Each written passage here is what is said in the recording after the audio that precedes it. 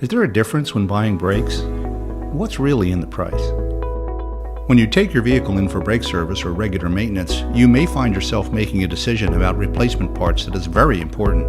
Did you know there are no formal standards for brake materials in the U.S. after your vehicle is delivered new from the dealer? It's important to talk with your service provider to understand the quality and source of your replacement parts. Many repair shops offer their customers a choice between good, better, and best replacement parts in order to offer different price points. But what's the real difference?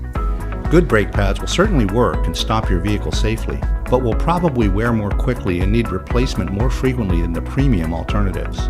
Better parts are a mid-range quality and price upgrade, while best parts will be premium replacements that will last longer and need replacement less frequently.